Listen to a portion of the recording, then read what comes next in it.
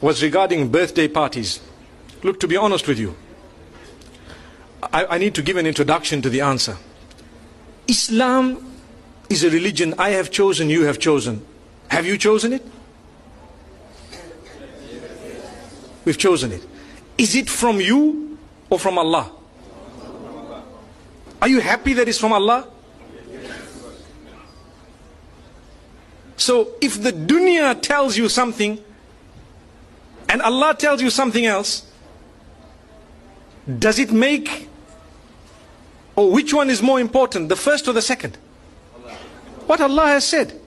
So even if the whole world is doing something and we are taught that this is not supposed to be done in the deen, we should not be feeling it hard in our hearts to say, Allah, if I die today, I know that I chose to be a Muslim and I chose to worship you and I know it's your rules. You know, it's so difficult today to talk because you're talking to a secular world, and sometimes they will pick on a small point of yours and they will make it a big issue for nothing, but not realizing that we do believe you are free to choose whether you're a Muslim or not. But the fact that you chose you're a Muslim, you are not free to change Islam. That's what we're saying. You cannot come and say, no, you know what, Islam needs to be modified. Well, then tell yourself you're a modified Muslim. Someone says, are you a Muslim? Say, no, I'm a modified Muslim, you know.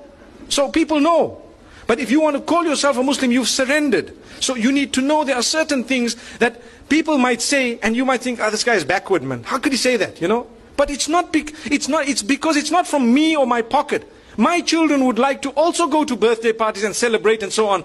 I sit them down and I explain to them what the candles are all about. Do you know what the candles on a birthday party are all about? In ancient Europe, when the winters were so bad that people used to go into literal hibernation to keep themselves warm in whatever way they had. And when they would come out, they would count the dead. Did you know that?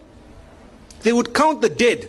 And in order to celebrate the fact that those who are alive have passed through the winter and survived and fought nature, which means nature came to kill us in the form of cold, and because we fought nature and we stayed alive, now we need to defy it by blowing up candles. So they would put how many ever candles of their age and blow them out to show we can defy it. It's something that we believe is rooted in the medieval Europe. And it comes with its own satanic origins and so on. But people today say, what's wrong? What's wrong? I'm blowing the candles. But you don't realize it's like an act of worship of the pagans. And we're saying, you know, and people have made it a culture and a tradition. The same applies to so many other things. You know, like Valentine's and so on. People start saying, but what's wrong? How come these people, you know, you're not allowed to show your love? Well, to be honest, we are being fooled by believing that, you know what, you need to celebrate the fact that you're 1 year older by throwing a big party, everyone must come, but you don't know that now you're closer to your grave, for example. Or there are more responsibilities on your shoulder. I'm not saying that when your age turns that you must not make dua to Allah, Ya Allah grant me a good age and so on. But firstly, we have a Hijri calendar. Secondly, these teachings are foreign to Islam. They are actually incorrect, invalid. But they come from Allah, not from me, not from you. If I had it my way and you had it your way, we would be throwing parties because our kids put pressure on us, so do mine.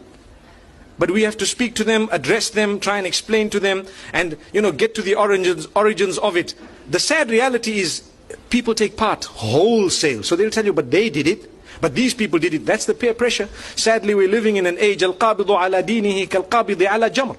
A person who wants to hold fast to the deen is someone similar to he who is holding fast to, you know, a red hot coal, for example.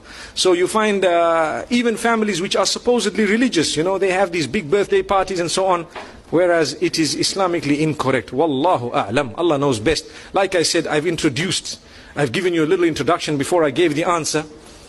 There are more important things we could do, you know, than that. And we could have, you know, we could throw a party on a different occasion altogether in order to celebrate other things than to do it the pagan way. You know, I would prefer a graduation party than to have a birthday party any day. May Allah subhanahu wa ta'ala bless our children. May He bless us all. It was wonderful being here.